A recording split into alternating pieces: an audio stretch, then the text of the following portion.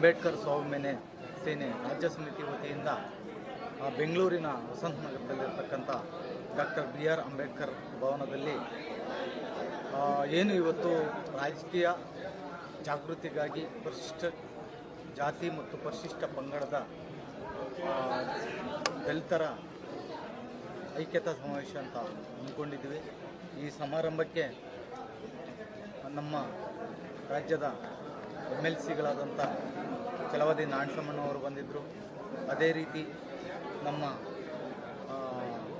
ಮಹೇಶಣ್ಣನವರು ಕೂಡ ಆಗಮಿಸಿದರು.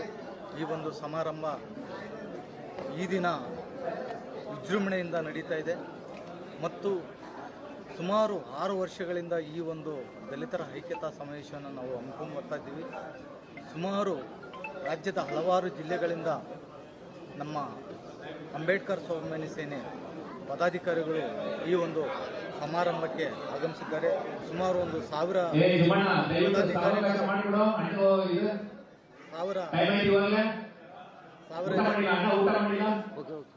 ಜನ ಪದಾಧಿಕಾರಿಗಳು ಈ ಒಂದು ಸಮಾರಂಭ ಹಮ್ಮಿಕೊಂಡಿದ್ದಾರೆ.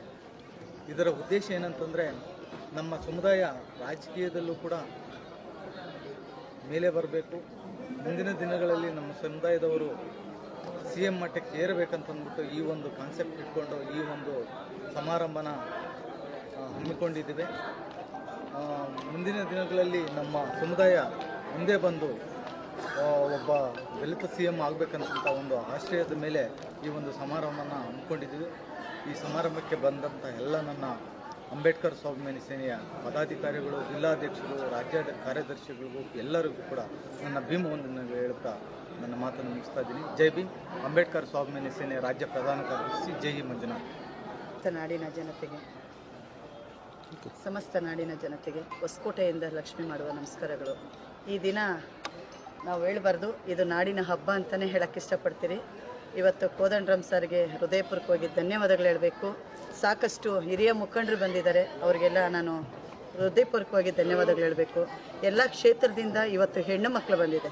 ಇವತ್ತು ಭಗವಂತ ನಮಗೇನಾದರೂ 12 ಗಂಟೆ ರಾತ್ರಿಯಲ್ಲಿ ಇವತ್ತು ನಾವು ಹೋರಾಟ ಮಾಡ್ತಾ ಇದ್ದೀವಿ ಅಂದರೆ ಅದು ನಮಗೆ ಭಗವಂತ ಸಂವಿಧಾನ ತಂದು ಕೊಟ್ಟದ್ದಂಥ ಮಹಾನ್ ಭಾವರಿಗೆ ನಾನು ಮತ್ತೊಮ್ಮೆ ಚಿರಋಣಿ ಅಂತ ಹೇಳಬೇಕು.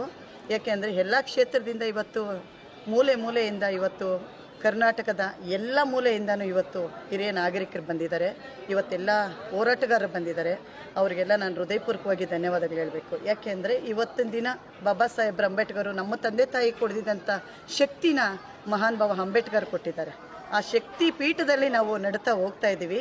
ಇನ್ನು ಮುಂದಿನ ದಿನಗಳಲ್ಲಿ ಅಣ್ಣನ ಕಡೆಯಿಂದ ಸಾಕಷ್ಟು ಮುಖಂಡರುಗಳು ಅವ್ರಿಗೆ ಬೆನ್ನೆಲುವಾಗಿ ನಿಲ್ಲಿ ಅಂತ ಹೇಳ್ತಾ ನಾನು ನಮ್ಮ ಹೆಣ್ಮಗಳು ಜ್ಯೋತಿ ಬಂದಿದ್ದಾರೆ, ಕಲಾ ತಂಡ ಬಂದಿದೆ, ರಮ್ಯಾ ಮೇಡಮ್ ಅವರು ಬಂದಿದ್ದಾರೆ, ಆಮೇಲೆ ಕಾಮಾಕ್ಷಿ ಮೇಡಮ್ ಅವರು ಬಂದಿದ್ದಾರೆ, ಲಲಿತಾ ಮೇಡಮ್ ಅವರು ಬಂದಿದ್ದಾರೆ, ಬ್ಯಾಟ್ರಾಂಪುರ ಕ್ಷೇತ್ರದ ಎಲ್ಲ ಮುಖಂಡರು ಬಂದಿದ್ದಾರೆ. ಸಾಕಷ್ಟು ಬೆಂಗಳೂರಲ್ಲಿ ಹೆಣ್ಮಕ್ಳು ಮೂಲೆಯಿಂದ ಇವತ್ತು ಈ ಕಾರ್ಯಕ್ರಮಕ್ಕೆ ಭಾಗವಹಿಸಿರೋದ್ರಿಂದ ಆ ಹೆಣ್ಮಕ್ಳಿಗೂ ನಾನು ಹೃದಯಪೂರ್ವಕವಾಗಿ ಈ ಕಲಾ ತಂಡ ಭಾರಿ ಇಂಪಾರ್ಟೆಂಟ್ ಇದೆ. ಯಾಕೆಂದರೆ ನನ್ನ ಜೊತೆ ಸುಮಾರು ವರ್ಷಗಳಿಂದ ಕೆಲಸ ಮಾಡ್ಕೊತ ಸುಮಾರು ಮೂಲೆಯಿಂದ ಕಾರ್ಯಕ್ರಮಗಳಿಗೆ ನನ್ನ ಜೊತೆ ಭಾಗವಹಿಸಿದ್ದಾರೆ ಜ್ಯೋತಿ ಮೇಡಮ್ ಅವರಂತೂ. ಆ ಹೆಣ್ಣು ಮಕ್ಕಳಿಗೆ ಸಾಕಷ್ಟು ಮುಂದಿನ ದಿನ, ಯಾಕೆಂದರೆ ಅಂಬೇಡ್ಕರ್ ಅಂದರೆ ಅವಳು ಜೀವ ಬಿಡೋಕ್ಕೂ ರೆಡಿ ಇರ್ತಾರೆ. ಆ ಥರ ಹೆಣ್ಣು ಮಗಳಕ್ಕೆ ಇವತ್ತು ನಮ್ಗೆ 12 ಗಂಟೆ ರಾತ್ರಿಯಲ್ಲಿ ಸ್ವತಂತ್ರ ಸಿಕ್ಕಿದೆ ಅಂದರೆ, ನಾವು ನಡೀತಾ ಇರೋ ದಾರಿ ಚೆನ್ನಾಗಿದೆ ಅಂದರೆ ಅದು ಬಾಬಾ ಸಾಹೇಬರು ಕೊಟ್ಟಿರೋಂಥ ಭಿಕ್ಷದಲ್ಲಿ ನಾವು ಬದುಕ್ತಾ ಇದ್ದೀವಿ.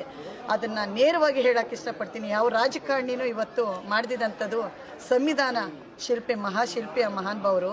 ಅವ್ರದ್ದು ಎಷ್ಟು ಹೇಳಿದ್ರೂ ನಾವು ಕಡಿಮೆನೇ.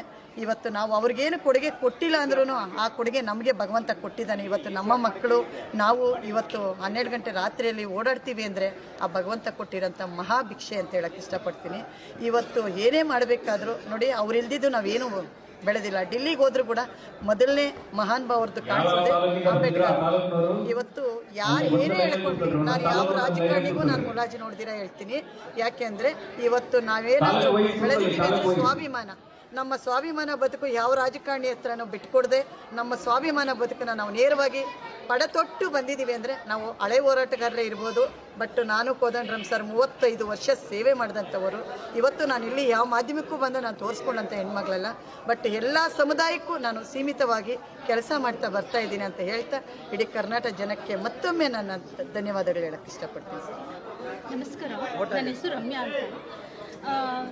ಈ ವೇದಿಕೆ ಮೇಲೆ ನಾನು ಬಂದಿದ್ದೀನಿ ಅಂದರೆ ಇವತ್ತಿನ ದಿನ ನಾನು ಹೇಳ್ಕೋಬೇಕು, ನನಗೆ ಇದು ಅದೃಷ್ಟ ಅಂತ. ಯಾಕಂದರೆ ಜ್ಯೋತಿಯವರು ಬೆಳಗ್ಗೆ ಕಾಲ್ ಮಾಡಿ ಕರೆಯೋ ತನಕ ನನಗೂ ಗೊತ್ತಿರಲಿಲ್ಲ ಇಂಥ ವೇದಿಕೆ ಮೇಲೆ ನನ್ನ ಕರೀತಾರೆ ಅಂತ. ಸೊ ನಾನು ಇಲ್ಲಿ ಬಂದಾಗ ನಂಗೆ ತುಂಬಾ ಖುಷಿ ಆಯಿತು.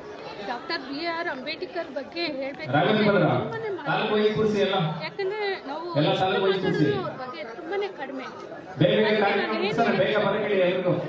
ಅವ್ರು ಚಿಕ್ಕಂದಿನಿಂದ ಅವ್ರ ಜೀವನದಲ್ಲಿ ಅಳವಡಿಸ್ಕೊಂಡು ಬಂದಿರೋ ಪ್ರತಿಯೊಂದು ಮಗುವಲ್ಲೂ ಕಾಣಬೇಕು.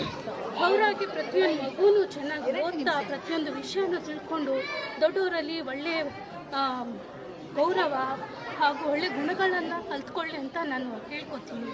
ಅಷ್ಟೇ ಅಲ್ಲದೆ BR ಅಂಬೇಡ್ಕರ್ ಅವ್ರ ಬಗ್ಗೆ ಹೇಳಬೇಕಂದ್ರೆ ಒಂದೊಂದು ಸಾಧನೆಯೂ ತುಂಬಾ ದೊಡ್ಡದು. ಅದೇ ಥರ ಪ್ರತಿಯೊಂದು ಮನೆಯಲ್ಲೂ ಮಗುನೂ ಇದೆ.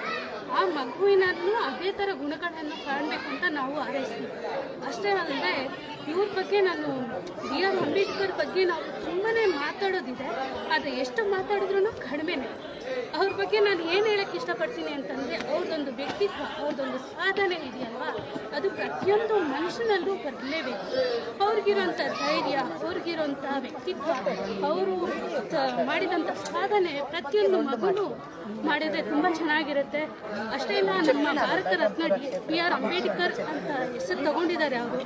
ಅದೇ ಥರ ಪ್ರತಿಯೊಂದು ಮಗುನೂ ನಮ್ಮನೇಲೂ ಒಂದು ಮಗು ಇದೆ, ಅಂಬೇಡ್ಕರ್ ಈ ಥರ ಸಾಧನೆ ಮಾಡಿದ್ದಾರೆ. ಅವರ ಸ್ಟೋರಿ ಕೇಳಿ ಅವರನ್ನ ಮನಸ್ಸಲ್ಲಿ ನಮಗೂ ಇಟ್ಕೊಂಡು ಇದೇ ಥರ ಸಾಧನೆ ಮಾಡಿದ್ದಾರೆ ಅಂತ ಪ್ರತಿಯೊಂದು ತಾಯಿನೂ ಹೆಮ್ಮೆಯಿಂದ ಹೇಳ್ಕೊಬೇಕು ಅಂತ ಕೇಳ್ಕೊತೀನಿ.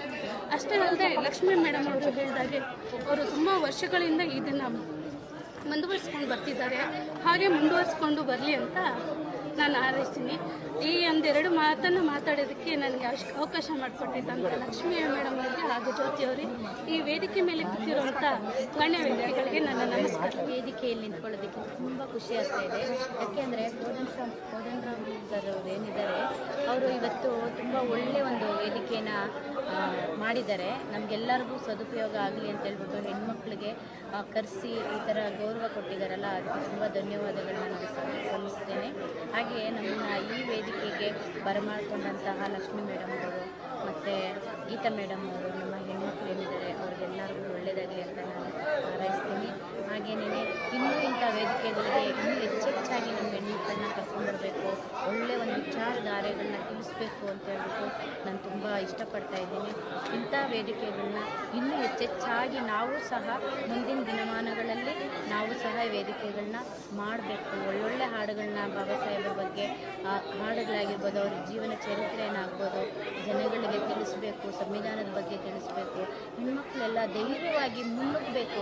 ಈ ಗಂಡ ಮಕ್ಕಳು ಮನೆ ಸಂಸಾರ ಇದೆಲ್ಲ ಯಾವಾಗಲೂ ಇದ್ದಿದ್ದೆ, ಅದನ್ನೆಲ್ಲನೂ ಸೊರೆಬೇಡ್ರಿ, ಅದನ್ನೆಲ್ಲನೂ ಸಹಿಸ್ಕೊಂಡು ಮನೆ ಮಠ ನೋಡಿಕೊಂಡು ಮತ್ತೆ ಮುನ್ನುಗ್ಗ್ರಿ ಅಂತ ಹೇಳ್ಬಿಟ್ಟು ನಾನು ಹೇಳೋಕ್ಕೆ ಇಷ್ಟಪಡ್ತೀನಿ. ಎಲ್ಲ ಹೆಣ್ಮಕ್ಳು ಧೈರ್ಯವಾಗಿ ಮುಂದೆ ಬರಬೇಕು. ಭಯ ಬಿಟ್ಕೊಂಡು ಮೂಲೆಯಲ್ಲಿದ್ದರೆ ಪ್ರಯೋಜನ ಇಲ್ಲ ಅಂತ ಈ ವೇದಿಕೆಯಲ್ಲಿ ನಾನು ಹೇಳೋದಕ್ಕೆ ಇಷ್ಟಪಡ್ತೀನಿ. ಮತ್ತೊಮ್ಮೆ ನಾನು ಮಹೇಶಣ್ಣ ಆಗಿರ್ಬೋದು, ಮತ್ತು ಕೋದಂಡರಾಮ್ ಸರ್ ಆಗಿರ್ಬೋದು, ಡಾಕ್ಟರ್ ಲಕ್ಷ್ಮೀ ಮೇಡಮ್ ಅವರಾಗಿರ್ಬೋದು, ಇನ್ನೂ ಹೆಚ್ಚೆಚ್ಚಾಗಿ ಇಂಥ ವೇದಿಕೆಗಳನ್ನ ಮಾಡಿ